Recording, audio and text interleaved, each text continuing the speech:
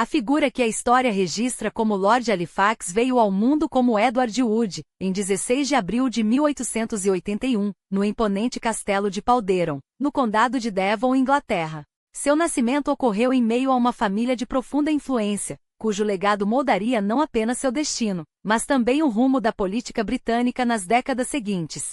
Seu pai, Charles Lindley Wood, nascido em 1839, herdou o título de segundo Visconde Halifax em 1885, após a morte de seu predecessor. Mais do que um nobre, ele foi um defensor ferrenho do alto anglicanismo, uma corrente dentro da Igreja da Inglaterra que, em essência, pouco se distinguia do catolicismo em suas crenças e rituais. Desde 1868, ocupou a presidência da English Church Union, um movimento que buscava não apenas fortalecer a presença católica na Grã-Bretanha, mas também promover a reunificação entre a Igreja Anglicana e a Igreja Romana. Sua fé, no entanto, transcendia o dogma, ele mergulhou em misticismo e espiritualidade, chegando a compilar e publicar uma aclamada coleção de histórias de fantasmas, revelando um lado menos convencional de sua personalidade. Do outro lado dessa linhagem estava Lady Agnes Elizabeth Courtenay, nascida em 1838, filha de William Courtenay, o 11º Conde de Devon, um político conservador que ocupou cargos menores no governo nos anos 1860.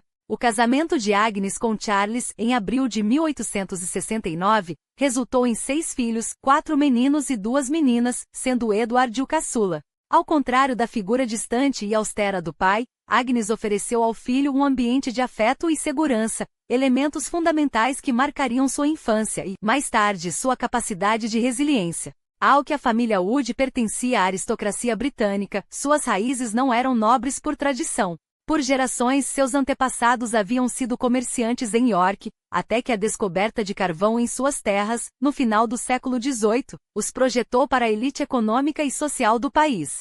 Em 1829, o avô paterno de Edward, também chamado Charles, casou-se com a filha de Grey, o influente primeiro-ministro Whig. Esse Charles Wood não apenas se destacou na política, ocupando cargos como chanceler do Tesouro e secretário de Estado para a Índia em governos liberais do século XIX, como também foi agraciado com o título de primeiro Visconde Halifax em 1866, consolidando o prestígio da família. Edward nasceu com uma limitação física, não tinha a mão esquerda e possuía o braço esquerdo encurtado. No entanto, essa condição nunca o impediu de alcançar seus objetivos. Acostumado a usar uma prótese, ele desenvolveu desde cedo uma determinação que o acompanharia por toda a vida. Embora tenha vindo ao mundo no castelo de seu avô materno, em Devon, sua criação se deu nas propriedades paternas de Cleton Hall e Garrove, em Yorkshire. Sua infância, porém, foi marcada por uma série de tragédias que moldariam seu caráter. Entre 1886 e 1890, seus 3 irmãos mais velhos faleceram vítimas de doenças comuns na era vitoriana. Essas perdas não apenas o tornaram o herdeiro único das propriedades e títulos da família, como também o focaram como o único depositário das ambições e expectativas de seu pai. Aos 11 anos, já em um internato preparatório, Edward recebia cartas do pai nas quais se lia uma mistura de esperança e pressão. Que você se torne a alegria e o orgulho de nossas vidas. Tivemos tanta dor no passado que agora tudo parece depender de você. Em 1894, ingressou em Eton College, a mais prestigiosa das escolas britânicas, conhecida por formar a elite política e social do país. Seu desempenho acadêmico não foi excepcional, preferia dedicar-se ao tênis e ao ciclismo, mas foi ali que começou a forjar conexões que seriam valiosas no futuro. 5 anos depois, seguiu para Christ Church, um dos colégios mais abastados de Oxford, onde dividiu seu tempo entre os estudos e a vida social típica de um jovem aristocrata. Era membro do Bullingdon Club, conhecido por seus excessos em bebida e festas. Apesar disso, quando queria, demonstrava disciplina intelectual, graduando-se com honras máximas e conquistando uma bolsa no All Souls College. Seu pai, orgulhoso, não escondeu suas ambições em uma carta. Estou decidido a que você será primeiro-ministro e reconectará a Inglaterra à Santa Sé, ou seja, unificará as igrejas anglicana e católica. Ao retornar de Oxford, Edward já era um homem rico. Herdara propriedades em Londres e Yorkshire de tios e tias sem descendentes, além de ter recebido Garrove de seu pai. Como muitos jovens aristocratas da época, em 1904 embarcou em uma grande viagem, não pela Europa, como era comum, mas por domínios do Império Britânico, passando pela África do Sul, Índia, Ceilão, Austrália, Nova Zelândia e anos depois, em 1907, pelo Canadá. Essa escolha revelava um interesse genuíno pelo mundo além das fronteiras europeias, algo pouco usual entre seus pares. Embora sua trajetória natural apontasse para a política, o momento não lhe parecia propício. Conservador em um período em que seu partido sofria uma derrota esmagadora nas eleições de 1906, frente aos liberais de Sir Henry Campbell Bannerman, Edward preferiu retornar a Oxford para dedicar-se à sua bolsa no All Souls. Lá, escreveu uma biografia do clérigo John Keble, uma das figuras centrais do movimento de Oxford, que tanto havia inspirado o alto anglicanismo de seu pai. Quando a obra foi publicada em 1909, ele finalmente se sentiu preparado para entrar na arena política. Como jovem político conservador, era esperado que casasse, e em 21 de setembro de 1909 uniu-se a Lady Dorothy Onslow, filha do quarto Conde de Onslow, que havia sido governador da Nova Zelândia entre 1889 e 1892. Dorothy não foi apenas uma esposa decorativa, sua inteligência social e capacidade administrativa tornaram-na uma parceira indispensável. Enquanto cumpria seu papel nos eventos políticos, gerenciava com eficiência as propriedades do marido, liberando-o para se dedicar à carreira. Quando as eleições gerais de janeiro de 1910 foram convocadas, Edward foi escolhido como candidato conservador por Ripon, em Yorkshire. O casal interrompeu a lua de mel para se dedicar à campanha, que resultou em uma vitória apertada, com 1.000 votos de vantagem sobre o deputado liberal então no cargo. Em dezembro do mesmo ano, em novas eleições, manteve o assento, desta vez com uma margem menor, mas tão sólida que dali em diante seria reeleito sem oposição pelo resto de sua carreira na Câmara dos Comuns. Edward Wood chegava ao parlamento em um momento de transformação.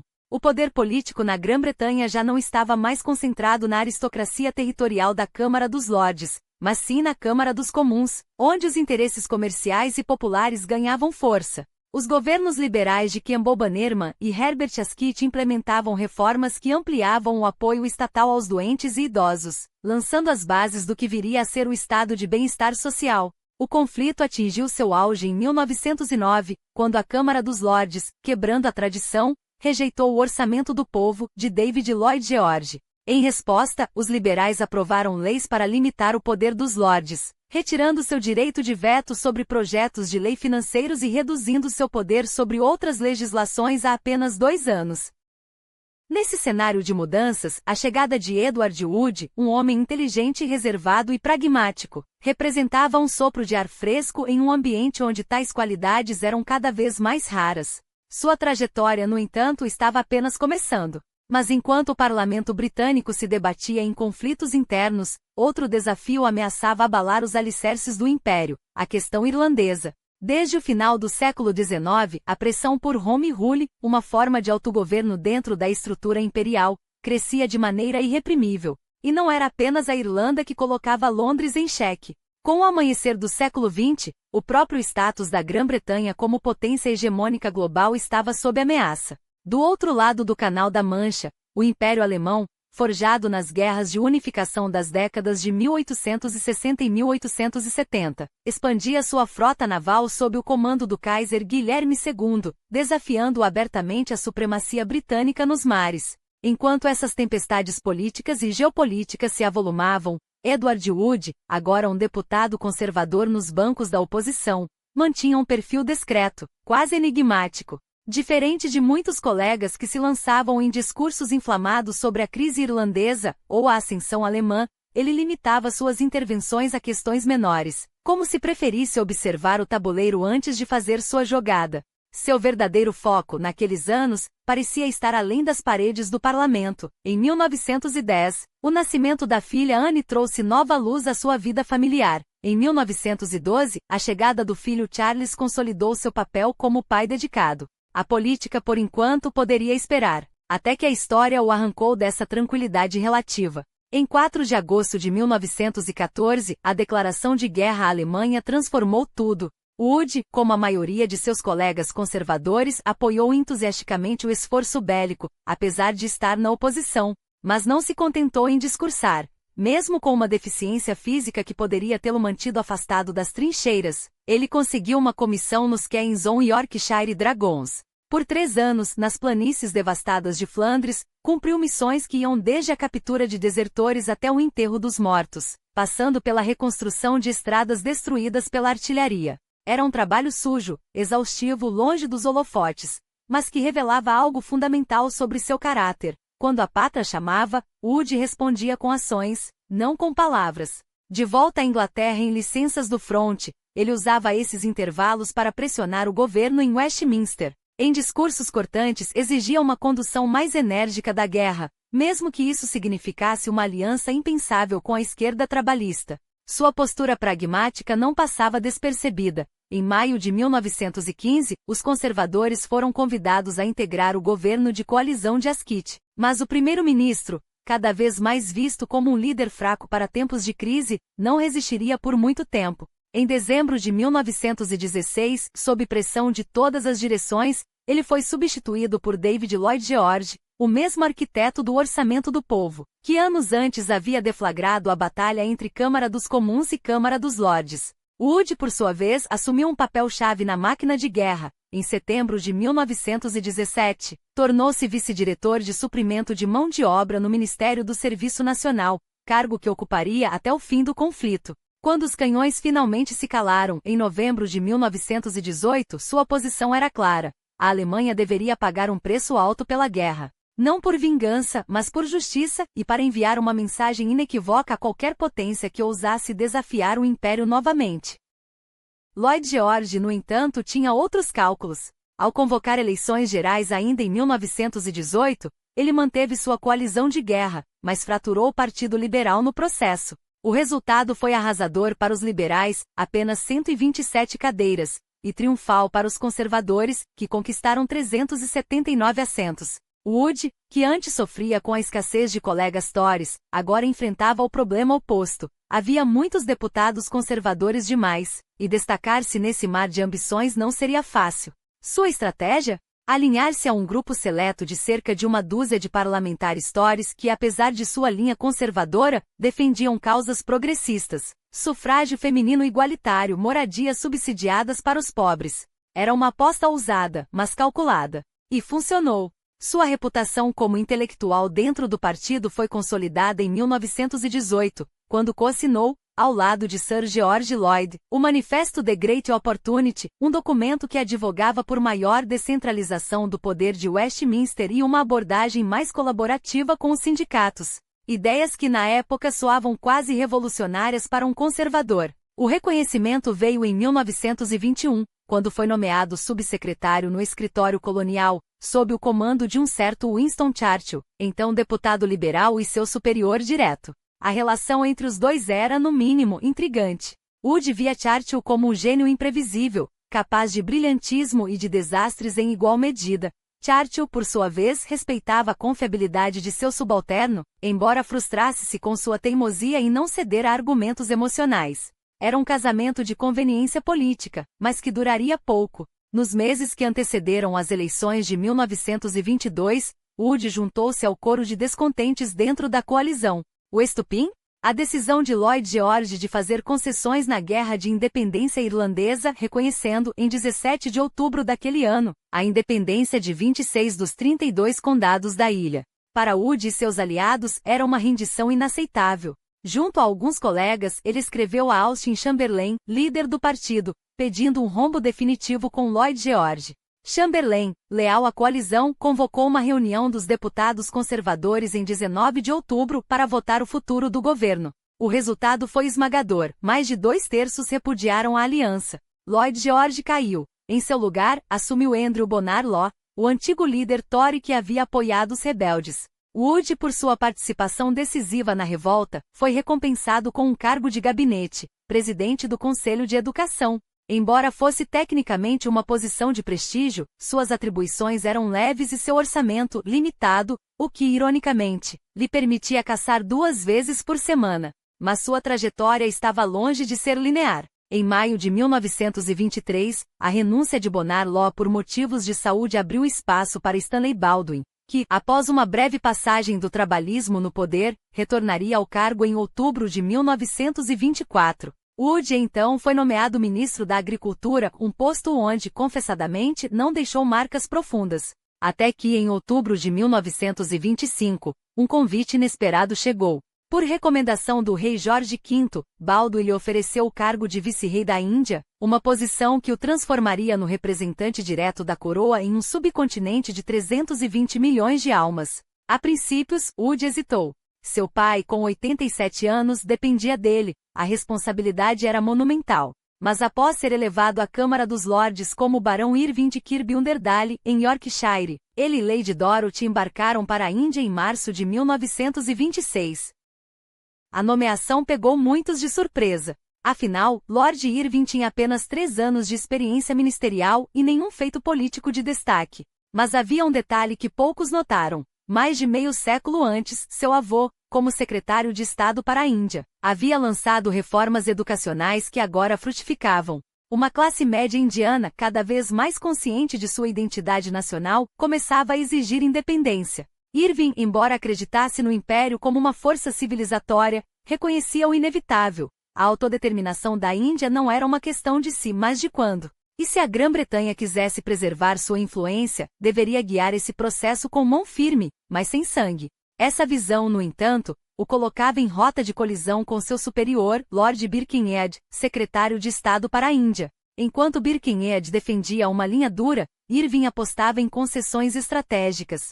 O movimento independentista indiano, porém, estava longe de ser unificado. O Congresso Nacional de Gandhi, ainda majoritariamente uma força de classe média, lutava por um projeto de nação. A Liga Muçulmana de Jinnah, por sua vez, temia um governo central forte em Delhi e defendia autonomia para as províncias de maioria muçulmana no Noroeste e Nordeste. Em setembro de 1927, Irving e Birkenhead criaram uma comissão parlamentar para avançar nas propostas de autogoverno. Mas o medo de que representantes indianos transformassem o debate em um campo de batalha entre hindus e muçulmanos, e ofendessem líderes não convidados, levou a uma decisão fatal. Nomearam uma comissão inteiramente branca, chefiada pelo deputado liberal Sir John Simon. A exclusão dos indianos foi um erro estratégico. A reação foi imediata: boicote total das classes políticas locais. Em dezembro de 1928, o Congresso, liderado por Motilal Nehru, apresentou um relatório exigindo o status de Dominion para a Índia, igualando-o às colônias brancas do Império. E foi então que o governo de Londres se viu diante de um ultimato. O relatório de Nehru não era uma simples sugestão, era um prazo. Se Londres não atendesse às demandas indianas em 1 ano, o Congresso ressuscitaria sua campanha de não cooperação, desta vez com uma força ainda maior. Não se tratava de ameaças vazias. Os métodos eram claros e testados. Boicote implacável aos produtos britânicos, recusa em massa ao pagamento de impostos, uma resistência pacífica, porém inquebrantável, que já havia abalado os alicerces do Raj na década anterior. A Comissão Simon, com suas propostas tímidas e previsíveis, havia selado seu próprio fracasso. Agora a paciência indiana esgotara-se. Foi nesse clima de tensão calculada que Lord Irving, o vice-rei, decidiu jogar sua própria carta. Em vez de ceder à pressão imediata, ele arquitetou uma manobra ousada, uma declaração solene prometendo à Índia o status de Dominion, não naquele momento, mas em uma data futura a ser negociada. Mais do que isso, convidou os líderes indianos para uma conferência em Londres, onde os termos seriam discutidos face a face. Era uma aposta arriscada. Se funcionasse, Irving sairia como o estadista que evitou a ruptura. Se falhasse, seria lembrado como o homem que acelerou o colapso do Império. De volta à Inglaterra no verão de 1929, Irving precisava vender sua ideia a um establishment político dividido. Stanley Baldwin, o líder conservador, havia acabado de perder o poder para Ramsay MacDonald, cujo governo trabalhista agora controlava o India Office. O novo secretário de Estado para a Índia, William Wegwood Benn, um liberal com simpatias pela autodeterminação, viu mérito no plano. Baldwin, por sua vez, preferia não se opor, desde que Simon, o arquiteto da comissão rejeitada, não se revoltasse. Mas quando Simon e seus aliados repudiaram a declaração de Irving, o jogo virou. A ala direitista dos conservadores atacou Baldwin com fúria, acusando-o de trair o império. Seu shadow cabinet exigiu que ele pressionasse Irving a recuar. O vice-rei, no entanto, já estava a caminho de volta à Índia, determinado a executar seu plano. Em outubro, apesar das ordens de Londres para esperar, Irving agiu. Convocou os moderados indianos, tentando convencê-los de que sua proposta não era uma armadilha, mas uma ponte. Enquanto isso, na Câmara dos Comuns, o debate do dia 7 de novembro revelou uma surpresa. Baldwin, contra todas as expectativas, conseguiu manter a maioria de seu partido ao seu lado. Ele sobreviveu por pouco. 3 semanas depois, em 23 de dezembro, um atentado falho de extremistas hindus quase o tirou da história quando uma bomba explodiu sob seu trem. Mas o destino tinha outros planos para ele. Na manhã seguinte, em Nova Delhi, Irving reuniu-se com os líderes políticos indianos para discutir a Conferência da Mesa Redonda. O clima era gelado. Gandhi, ainda cético, não se deixou convencer de que a declaração era mais do que uma manobra para ganhar tempo. A reunião terminou sem acordo. Uma semana depois, o Congresso votou pelo retorno da desobediência civil, marcando o dia 26 de janeiro de 1930 para protestos nacionais. Irving, em um gesto calculado, permitiu que as manifestações ocorressem, mas ordenou a prisão dos oradores assim que terminassem sob acusação de sedição. Foi então que Gandhi escolheu seu próximo alvo, o monopólio britânico sobre o sal. Em março, iniciou uma marcha de 3 semanas de Ahmedabad até o mar, onde, com um gesto simbólico, colheria sal ilegalmente. Irving desdenhou, um afegão solto brincou, enquanto prendia outros líderes do Congresso.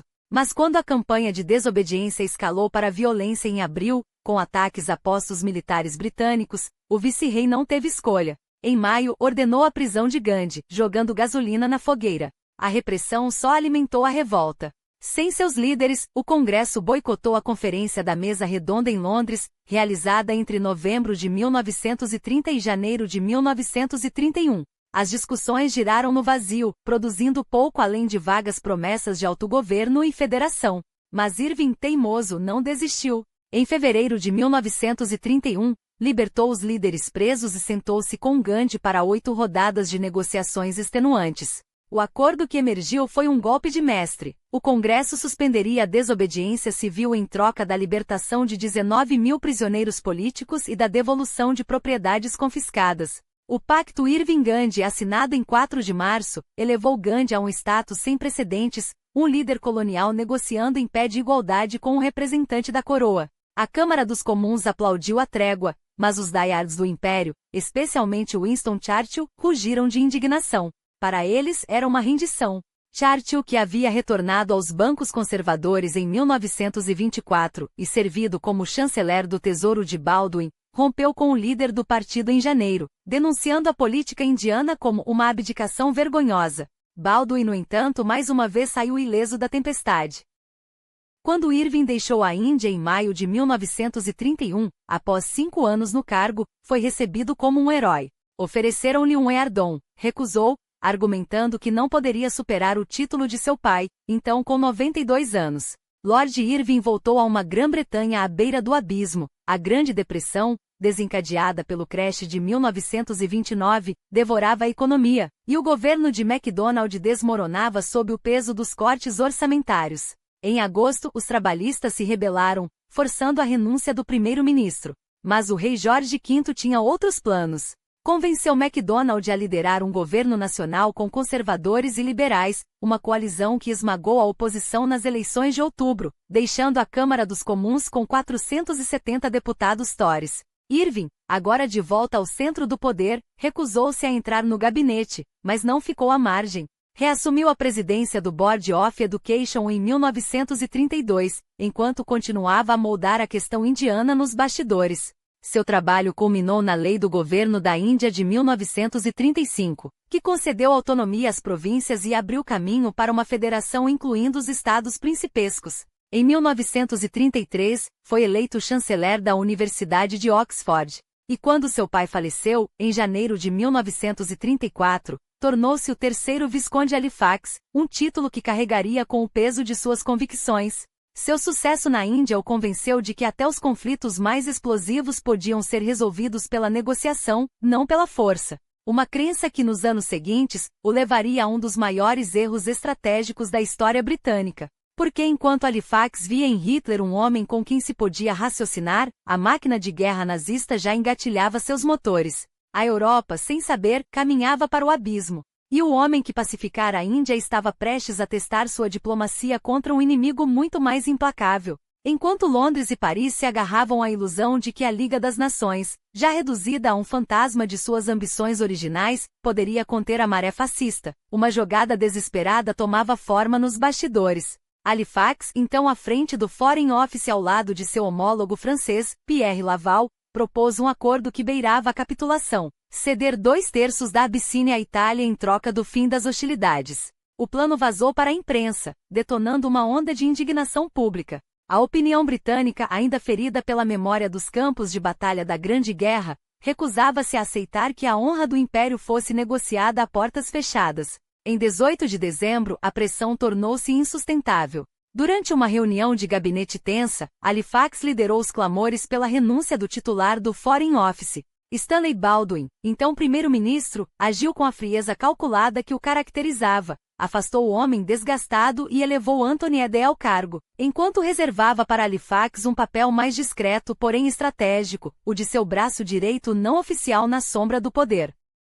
Mas a história não daria trégua. Em março de 1936, Hitler violou descaradamente o Tratado de Versalhes, marchando suas tropas sobre a Renânia, zona desmilitarizada por acordo internacional. A França, humilhada e dividida, clamava por uma resposta firme. Eden e Halifax, no entanto, recusaram-se a endossar qualquer resistência. A proposta de Halifax, criar uma zona tampão de 20 milhas em ambas as margens do Reno, patrulhada por uma força internacional, foi rejeitada com desdém por Berlim. Os alemães sabiam, com precisão cirúrgica, que os britânicos não tinham estômago para outra guerra. A não intervenção tornará-se a palavra de ordem, um mantra que se repetiria com consequências trágicas, quando a Guerra Civil Espanhola irrompeu em julho daquele ano. Enquanto potências europeias se reuniam em Londres para jurar neutralidade, apenas Grã-Bretanha e França cumpriram o acordo. A Alemanha e a Itália, sem pudor, armaram as tropas de Franco. A União Soviética, por sua vez, bancou os republicanos de esquerda.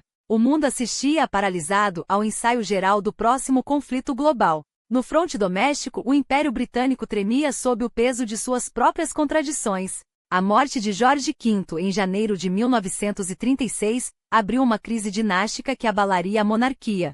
Seu sucessor, Eduardo VIII, viu-se enredado em um escândalo que a coroa não poderia tolerar, seu romance com a divorciada americana Wallis Simpson. Sob pressão implacável do governo, o rei abdicou em dezembro, cedendo o trono ao irmão mais novo, o Duque de York, que se tornaria Jorge VI. Menos de um ano depois, em maio de 1937, Baldwin, exausto e cada vez mais deslocado em um mundo que já não entendia, passou o bastão a seu chanceler, Neville Chamberlain. Halifax, por sua vez, foi promovido a um cargo honorífico, Lorde-Presidente do Conselho, uma posição de prestígio, mas sem o poder real que exercera antes. Ainda assim, permaneceu como braço direito de Eden no Foreign Office, um observador atento enquanto o novo primeiro-ministro, ao contrário de seu antecessor, mergulhava de cabeça na política externa. E foi aí que o jogo mudou. Chamberlain, convencido de que a chave para a paz na Europa passava por apaziguar Hitler, embarcou em uma missão perigosa, reconciliar-se com a Alemanha. Halifax, sempre o pragmático, foi enviado à Montanha Sagrada do Fourrier, o ninho da águia em Berchtesgaden, em novembro de 1937. Naquele encontro, entre copos de chá e sorrisos diplomáticos, ele sondou o ditador. Seria possível revisar Versalhes em troca de garantias de paz? Hitler, mestre na arte da dissimulação, ofereceu palavras doces, promessas que valiam menos que o papel em que não foram escritas. Halifax voltou a Londres com a ilusão de que um acordo geral era possível, chegando a esboçar um plano para dar à Alemanha influência na África, apenas para descobrir, tarde demais, que o interesse de Hitler não estava em colônias distantes, mas na Europa Central. Até a Liga das Nações, outrora sagrada, poderia ser sacrificada no altar da reconciliação. Halifax estava disposto a enfraquecer a organização para readmitir a Alemanha, um gesto que Hitler, é claro, desprezou. Eden, embora não se opusesse ao diálogo com Berlim, via com crescentes reservas a obsessão de Chamberlain por Mussolini. A gota d'água veio em 20 de fevereiro de 1938, quando o Foreign Secretary, incapaz de engolir mais uma dose de apaziguamento, renunciou. Halifax herdou seu posto, e com ele um legado envenenado. Logo perceberia que Hitler não queria concessões, queria submissão. Em 12 de março, as tropas alemãs invadiram a Áustria. No dia seguinte, o país era anexado à força, em flagrante violação de Versalhes. A Grã-Bretanha impotente assistiu ao espetáculo. Os apelos desesperados de Viena por ajuda caíram em ouvidos surdos. E Halifax, pela primeira vez, questionou-se: até onde o apaziguamento poderia levar? A resposta não demoraria. Com a Áustria engolida, a Tchecoslováquia tornava-se o próximo alvo. Hitler cercara o país por 3 lados, e seus olhos estavam fixos nas regiões de fala alemã dos Sudetos, um território estratégico que, segundo a propaganda nazista, clamava por libertação. A França, atada por tratados de defesa com Praga, preparava-se para a guerra. E se Paris entrasse em conflito, Londres não teria escolha a não ser seguir. Halifax analisou a situação com seu gabinete e chegou a uma conclusão gelada: a Tchecoslováquia não poderia ser salva. Uma guerra por seu território seria um suicídio estratégico. Em particular, o Foreign Secretary tentou dissuadir os franceses de qualquer resistência, enquanto, em público, o governo britânico mantinha a fachada de que a intervenção militar ainda era uma opção. O jogo de blefe atingiu seu clímax em 13 de setembro, quando Praga decretou lei marcial, antecipando a invasão. 2 dias depois, Konrad Henlein, líder nazista dos Sudetos, fugiu para a Alemanha e implorou proteção a Hitler. A Europa prendia a respiração. Chamberlain, determinado a evitar o pior, voou para a Alemanha, não como um estadista, mas como um suplicante. Em Berchtesgaden, o primeiro-ministro britânico sentou-se diante do Führer e, com um sorriso tenso, aceitou o princípio de que os Sudetos deveriam decidir seu destino. Um plebiscito? Por que não? Ele voltou a Londres convencido de que Hitler era um homem com quem se podia fazer negócios. Mas o diabo, como sempre, estava nos detalhes.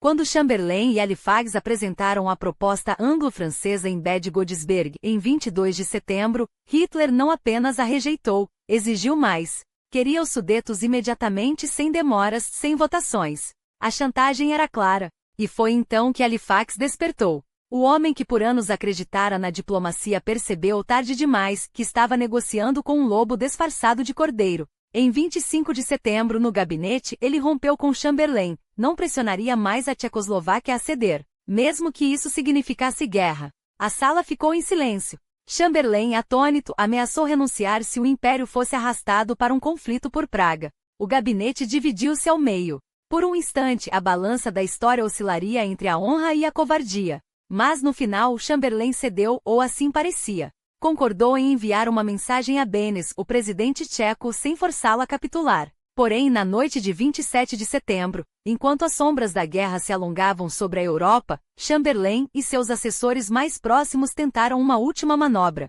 pressionar Halifax a enviar um telegrama a Praga, ordenando a retirada das tropas tchecas até as linhas que Hitler havia traçado em Bad Godesberg. A rendição disfarçada de diplomacia. A última cartada do apaziguamento. Naquela mesma noite, Chamberlain dirigiu-se à nação por meio de uma transmissão radiofônica que ficaria gravada na história como um dos momentos mais reveladores de sua política. Com voz pausada, mas firme, descreveu a crise dos Sudetos como uma briga em um país distante, entre pessoas de que nada sabemos, uma afirmação irônica, quase grotesca, vinda do líder de um império que se estendia por continentes, cujos tentáculos políticos e econômicos sufocavam nações inteiras. Enquanto as palavras ainda ecoavam nos lares britânicos, Halifax, horrorizado, opôs-se com veemência ao envio do telegrama que selaria a rendição tcheca. A resistência do ministro das Relações Exteriores foi decisiva, a mensagem não foi enviada. E, para surpresa de muitos, Hitler recuou.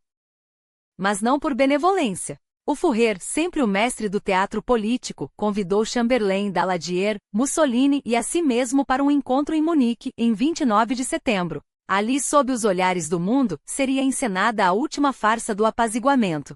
O Acordo de Munique foi aclamado como um triunfo da diplomacia anglo-francesa. Hitler abandonara suas exigências de Bad Godesberg, aceitando que a anexação dos Sudetos ocorresse sob supervisão internacional. Ao final da conferência, Chamberlain, ébrio de autoconfiança, pediu ao ditador alemão que assinasse um pedaço de papel, um compromisso solene de que Reino Unido e Alemanha jamais entrariam em guerra. Hitler, com um sorriso cínico, atendeu. De volta a Londres, o primeiro-ministro brandiu aquele documento como um troféu diante da multidão eufórica, proclamando que havia garantido paz para nosso tempo. Mas Halifax não se deixou enganar pelo delírio coletivo. Enquanto Chamberlain era aclamado como o salvador da Europa, o ministro das Relações Exteriores advertiu em particular: aquele triunfo era uma ilusão frágil, construída sobre areia movediça. Na Câmara dos Comuns, o primeiro-ministro discursou sobre desarmamento geral e uma nova era de cooperação. Mas no alto escalão do governo, Halifax foi categórico. Munique não passará de uma escolha entre males, o menor deles.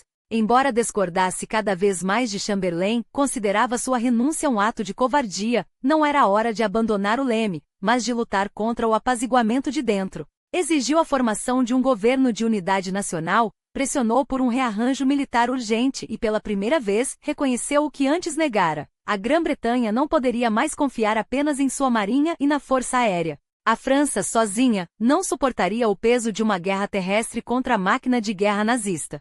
Seus pedidos por investimentos massivos na defesa esbarraram, no entanto, na teimosia de John Simon, o chanceler do Tesouro, que tremia ante a perspectiva de uma inflação descontrolada e de um colapso econômico tão devastador quanto o de 1931. Enquanto isso, Halifax ainda alimentava a esperança de que a Itália pudesse frear a Alemanha. Mas uma visita a Roma em janeiro de 1939 desfez qualquer ilusão.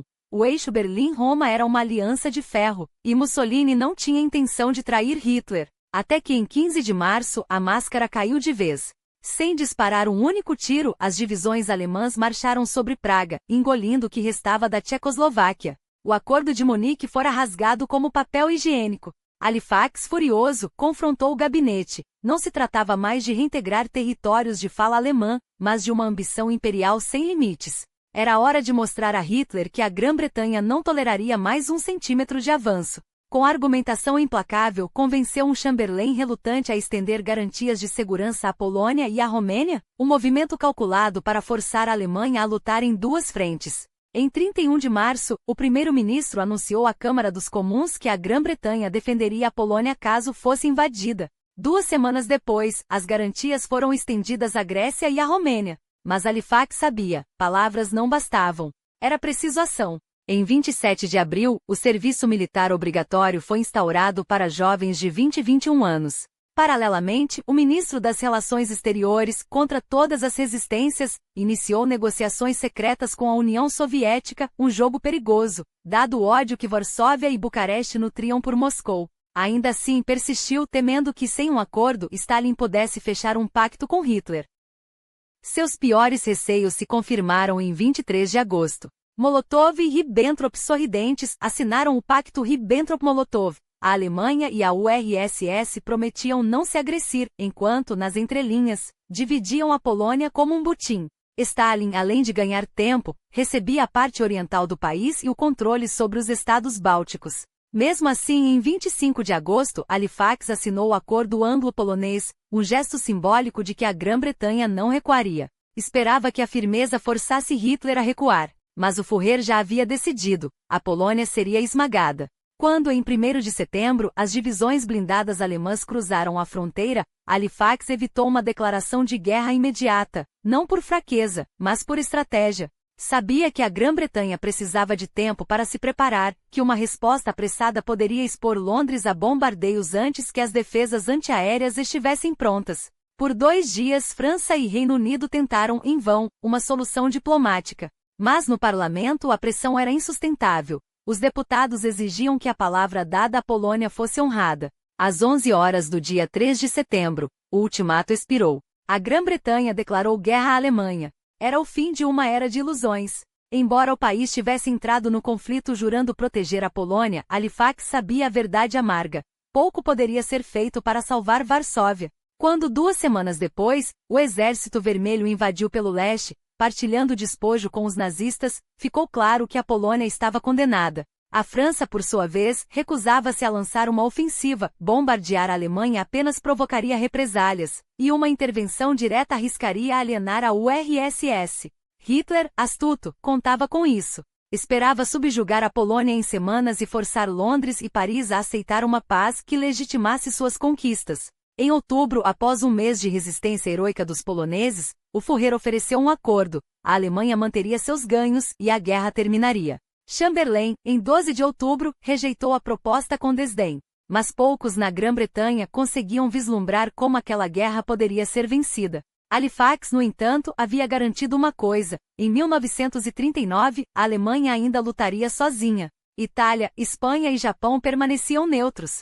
Era uma vitória tática, mas a guerra que se anunciava não seria travada em duas frentes como ele sonhara. Seria uma batalha pela sobrevivência. E o tempo agora corria contra a Europa. Enquanto Halifax ainda alimentava a esperança de que Hitler pudesse ser deposto e de que uma paz honrosa fosse negociada com seu segundo em comando, Hermann Göring, ele explorou iniciativas de paz como uma estratégia para ganhar tempo. Tempo esse que a Grã-Bretanha precisava desesperadamente para fortalecer suas capacidades militares. Mas o curso dos eventos já estava traçado. Em 3 de setembro de 1939, cedendo à pressão popular e ao peso da história, Chamberlain foi obrigado a nomear Churchill para seu gabinete de guerra como primeiro Lorde do Almirantado, o ministro responsável pela Marinha Real. Naquele momento, a frota britânica era a única força capaz de enfrentar os alemães de igual para igual, e seus primeiros sucessos, como o afundamento do Graf Spee em dezembro, elevaram o prestígio de Churchill aos olhos da nação.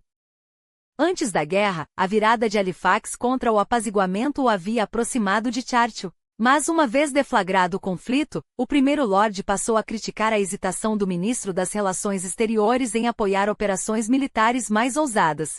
Quando a União Soviética invadiu a Finlândia em novembro de 1939, Churchill propôs enviar tropas para reforçar os finlandeses, atravessando a Suécia e a Noruega, um plano que Halifax rejeitou, argumentando que violaria a neutralidade daqueles países. Mas a invasão alemã da Dinamarca e da Noruega, em 9 de abril de 1940, mudou tudo. Diante da ameaça de Hitler controlar os portos escandinavos e, com eles, o fluxo de minério de ferro para a Alemanha, Halifax autorizou a Operação Wilfred, a minagem do porto norueguês de Narvik. O resultado? Um fracasso retumbante. Até 2 de maio, as forças britânicas já recuavam, incapazes de evitar a conquista alemã da Noruega. Quando a Câmara dos Comuns debateu o desastre norueguês em 7 de maio, Chamberlain foi surpreendido não pela oposição, mas pela fúria de seus próprios correligionários. Leo Amery, um dos mais ferrenhos críticos do apaziguamento, invocou Oliver Cromwell em um discurso que ecoaria pela história. Você ficou aqui tempo demais para o bem que fez. Vá-se, digo eu, e que Deus nos livre de você. No dia seguinte coube a Churchill, como primeiro Lorde do Almirantado e responsável direto pela operação, defender o governo. Sua performance, no entanto, foi tépida, incapaz de acalmar os rebeldes conservadores. Embora Chamberlain tenha vencido a votação por 281 a 200, quase 100 deputados Tories se abstiveram ou votaram contra o governo.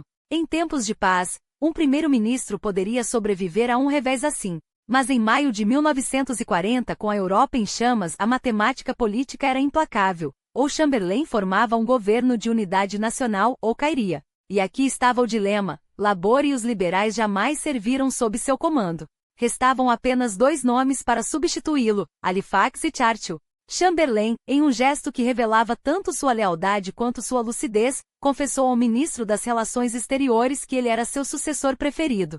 Afinal, quem melhor para liderar a nação do que o homem que havia sido vice-rei da Índia, braço direito de Baldwin e Chamberlain, e a escolha natural da maioria dos conservadores, da liderança trabalhista e até da coroa? O rei Jorge VI e a rainha Elizabeth, amigos pessoais dos Halifax, viam Churchill com desconfiança, um homem cujo temperamento impetuoso e histórico de erros estratégicos o tornavam um risco em tempos tão perigosos. Mas na manhã de 9 de maio, quando Chamberlain o sondou, Halifax apresentou um obstáculo aparentemente intransponível: como governar a partir da Câmara dos Lordes? Sem assento nos comuns, ele estaria condenado a ser um primeiro-ministro simbólico, enquanto Churchill, com sua oratória inflamada e presença dominante, ditaria os rumos da guerra na arena onde ela realmente se decidia. Naquela mesma tarde, Chamberlain e seu chefe de bancada, David Margesson, reuniram os 2 homens na sala do gabinete para definir o futuro do país. Halifax repetiu seu argumento: sem voz nos comuns, ele seria um líder de fachada. E com uma franqueza que surpreendeu até Chamberlain admitiu: Churchill sabe mais de guerra do que eu. Ele é o homem certo para este momento. O veredito estava dado. Churchill mal precisou abrir a boca. Em questão de horas, o destino da Grã-Bretanha foi selado. As motivações de Halifax ao recusar o cargo seguiriam sendo debatidas por décadas. Ele alegaria que a Constituição britânica não permitia que um primeiro-ministro governasse efetivamente desde os Lordes, embora na prática soluções existissem. O rei estava disposto a permitir que Halifax renunciasse temporariamente à sua cadeira na Câmara Alta, enquanto os conservadores lhe garantiam um assento seguro nos comuns. Mas a verdade era mais profunda. Além de uma genuína convicção de que Churchill, com sua obsessão por questões militares, era o líder que a guerra exigia, Halifax pode ter calculado que do Foreign Office poderia controlar melhor o imprevisível Churchill, mantendo-se como o segundo homem mais poderoso do governo e herdeiro natural do cargo, caso o novo primeiro-ministro tropeçasse. E então, na manhã de 10 de maio, enquanto Chamberlain ainda tentava se agarrar ao poder sob o pretexto da invasão alemã da Bélgica e dos Países Baixos, um golpe estratégico para contornar a impenetrável linha Maginot, o destino já havia sido escrito. Até o anoitecer, Winston Churchill era o primeiro-ministro. Seu primeiro ato foi convocar os líderes trabalhistas, Clement Attlee e Arthur Graham Wood, para um gabinete de guerra de apenas 5 membros, uma coalizão frágil, mas necessária. Sua posição, no entanto, era precária. Chamberlain ainda liderava o Partido Conservador e, como Lorde Presidente do Conselho, permanecia no gabinete de guerra. Enquanto isso, a Blitzkrieg alemã esmagava as defesas francesas. Contra-ataques desesperados no sul eram repelidos com facilidade. As forças britânicas enviadas para ajudar a França, o Corpo Expedicionário Britânico, viam-se agora diante de um dilema terrível: render-se ou recuar. E foi então que Halifax, mais uma vez, voltou a flertar com a ideia de uma conferência de paz mediada pela Itália, um último esforço para salvar o que restava da França e do exército britânico, mesmo que isso custasse a entrega de possessões coloniais. Churchill, embora permitisse que Halifax sondasse os italianos em particular, discordava frontalmente do momento e da forma. O ministro das Relações Exteriores acreditava que a hora de negociar era agora, enquanto a França ainda resistia e as tropas britânicas mantinham posição no continente. Mas Churchill tinha uma visão muito diferente. Hitler não se sentaria à mesa de negociações até ser derrotado, e essa derrota só viria quando a Grã-Bretanha provasse que não poderia ser conquistada. A divisão entre os dois homens era abismal. Enquanto Halifax via na diplomacia uma saída honrosa, Churchill enxergava nela o caminho para a escravidão. E pela primeira vez na história, o destino de uma nação dependeria não de tratados ou concessões, mas de uma vontade inquebrantável de resistir. A soberania britânica não era um bem negociável para Churchill. Ele sabia que qualquer aproximação com os italianos, se tornasse pública, minaria a moral de uma nação já à beira do abismo, especialmente nos dias críticos entre 25 e 28 de maio, quando a Royal Navy lutava desesperadamente para resgatar mais de 300 mil soldados britânicos e aliados das praias de Dunkerque. Enquanto Halifax defendia uma abordagem imediata, Churchill insistia em esperar, convencido de que qualquer sinal de fraqueza seria interpretado como rendição. Na noite do dia 28, ele levou o debate ao gabinete completo de 25 membros, transformando a discussão em um confronto entre resistência e capitulação. Ao retomar as deliberações com o War Cabinet, o primeiro-ministro brandiu o apoio unânime que havia conquistado, e Halifax, isolado, recuou. A história provaria Churchill certo. Em 10 de junho, com a França já em agonia, Mussolini declarou guerra à Grã-Bretanha. Enquanto Churchill inclinava-se a atender os pedidos desesperados dos franceses por mais caças britânicos, Halifax e os comandantes militares sabiam que a Royal Air Force precisava ser preservada para o inevitável duelo com a Luftwaffe nos céus da Inglaterra. Em 13 de junho, Churchill e Halifax voaram para a França, onde o primeiro-ministro exortou Paul Reynaud a continuar a luta. Mas em 17 de junho, a França desabou. O herói da Primeira Guerra, Marechal Philippe Pétain, assumiu o lugar de Reynaud, e o governo de Vichy nasceu. Nesse mesmo dia, Rab Butler, subsecretário de Halifax no Foreign Office, encontrou-se informalmente com o embaixador sueco. Em tom confidencial, sugeriu que Halifax acreditava que o bom senso e não a bravata deveria guiar a política britânica, e que em uma eventual conferência de paz, ele poderia substituir Churchill como primeiro-ministro. A conversa foi relatada a Estocolmo e interpretada como um sinal de que, apesar da determinação de Churchill, a vontade britânica de lutar não era absoluta. A frase atribuída a Halifax selaria sua reputação como um derrotista. Seu biógrafo, Andrew Roberts, argumenta que Butler, na verdade, projetava suas próprias opiniões, invocando a autoridade do Foreign Secretary para dar peso às suas palavras.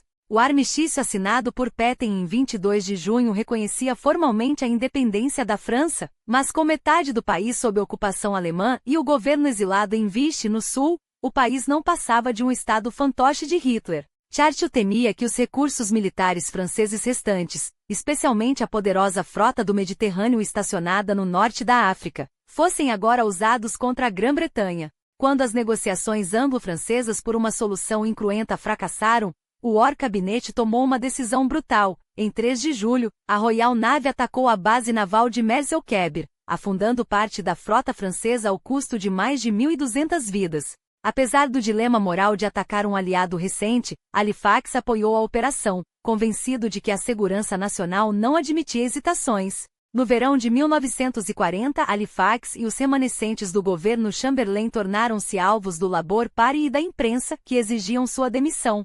Churchill recusou-se a ceder, ciente de que a maioria dos deputados conservadores ainda simpatiava com Halifax e Chamberlain. O primeiro-ministro era um visionário, mas suas ideias, por vezes audaciosas ao ponto da temeridade, poderiam custar vidas e recursos preciosos. Cabia a Halifax, o pragmático, frear seus excessos e direcioná-lo para caminhos viáveis. Sua estratégia era clara: reduzir o número de inimigos e multiplicar os aliados. Para não antagonizar os soviéticos, evitou condenar as invasões da Polônia e da Finlândia, enviando até mesmo o esquerdista Stafford Cripps como embaixador em Moscou. Mas foi no fortalecimento das relações com os Estados Unidos que sua influência se revelou decisiva. Enquanto o presidente Roosevelt buscava um terceiro mandato inédito nas eleições de novembro, sem desejo de se envolver em uma guerra europeia custosa, o Foreign Office advertiu: a segurança nacional americana estaria em risco se a Royal Navy caísse em mãos alemãs. As negociações para trocar destruidores americanos por bases navais britânicas foram longas e tensas. Churchill, impaciente, redigiu telegramas furiosos que Halifax se encarregou de interceptar, evitando um rombo diplomático. Finalmente, em 2 de setembro, um acordo foi fechado. A Grã-Bretanha recebia 50 destruidores, e os Estados Unidos obtinham arrendamentos de 99 anos em bases aéreas e navais britânicas na América do Norte e no Caribe. Embora a maioria dos navios estivesse obsoleta, o simbolismo do acordo elevou a moral britânica e abriu caminho para um apoio americano ainda maior. Com a queda da França, Halifax voltou sua atenção para o futuro do país. Em setembro, o general Charles de Gaulle, refugiado em Londres, estabeleceu a França Livre, um governo no exílio em oposição ao regime de Vichy. Uma tentativa conjunta britânica e gaulista de libertar Dakar, capital do Senegal, terminou em fracasso humilhante diante das forças de Vichy. O revés levou Halifax a adotar uma nova estratégia: evitar uma guerra aberta com Vichy, ao mesmo tempo em que fomentava o sentimento anti-alemão nas colônias francesas, mantendo de Gaulle como aliado. Com a anuência de Churchill, iniciou negociações secretas com o regime de Pétain para um acordo mútuo, oficialmente negado pelo governo britânico após a guerra. Em 25 de outubro, Churchill e Halifax concordaram com o enviado de Vichy, Louis Rougier. As colônias francesas leais a Pétain e aquelas que apoiavam de Gaulle não se atacariam. Em troca da resistência a demandas alemãs, a Grã-Bretanha suspenderia a propaganda anti-Pétain e aliviaria o bloqueio econômico imposto às colônias. Até o final de 1940, Halifax estava convencido de que a invasão alemã da Grã-Bretanha era improvável. A Royal Air Force havia frustrado os planos da Luftwaffe, impedindo a superioridade aérea necessária para uma operação anfíbia. Enquanto Churchill propunha levar a guerra até a Alemanha, bombardeando Berlim, Halifax defendia o reforço do Mediterrâneo, onde os italianos ameaçavam Malta e avançavam sobre a Líbia e o Egito. Em debates no War Cabinet, o Foreign Secretary questionava se os preparativos alemães para invadir a Inglaterra não seriam um blefe para desviar forças britânicas de um grande ataque no Mediterrâneo. Em 3 de outubro, sugeriu o envio de reforços para Malta e o Oriente Médio. Quando a Itália invadiu a Grécia em 28 de outubro, Halifax persuadiu Churchill a enviar 4 esquadrões aéreos. Em 2 de novembro, os gregos não apenas resistiram como lançaram uma contraofensiva arrasadora, empurrando os italianos de volta à Albânia. A estratégia de Halifax, mesclar realismo com oportunidade, estava dando resultados. Mas o inverno de 1940 reservaria novos testes, e a guerra, como sempre, não perdoaria erros. A renúncia de Chamberlain ao gabinete de guerra, em outubro de 1940, por motivos de saúde, abriu uma brecha que Churchill tentou preencher com astúcia. No dia 8 daquele mês, o primeiro-ministro ofereceu a Halifax o cargo de Lorde-Presidente do Conselho e líder da Câmara dos Lordes, uma manobra que, nas palavras de Churchill, o tornaria o segundo no comando. Mas Halifax, com a perspicácia que o definia, recusou. Sabia que sua influência seria maior onde já estava, no Foreign Office, como o único contrapeso real às impulsividades estratégicas de Churchill. Sem Chamberlain para moderar as decisões, coube a ele, com mão firme e diplomacia afiada, evitar que o primeiro-ministro transformasse coragem em temeridade. Era uma dança perigosa.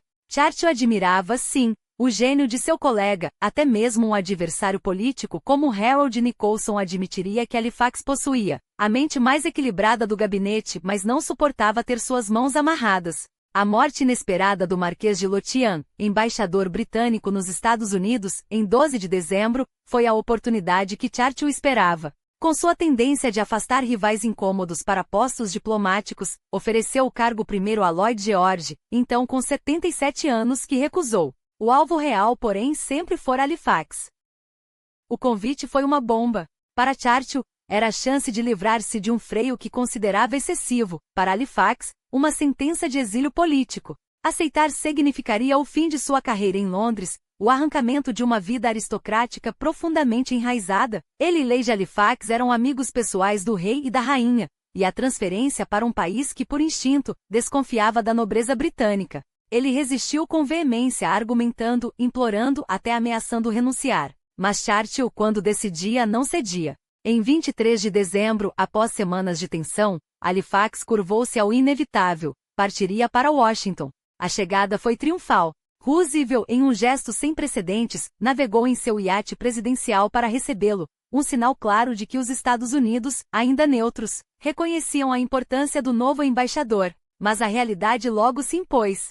Halifax, com toda sua erudição e refinamento, era um estranho na América. Não compreendia sua mentalidade, subestimava seu sistema político e nos primeiros meses projetava a imagem de um aristocrata britânico deslocado, tentando influenciar uma nação que desprezava justamente o que ele representava. Sua esposa, Lady Halifax, e seu primo Angus MacDonald, um veterano da indústria ferroviária da Virgínia, o advertiram. Ou ele se adaptava ou falharia. Lentamente, contra sua própria natureza, Halifax começou a soltar a gravata.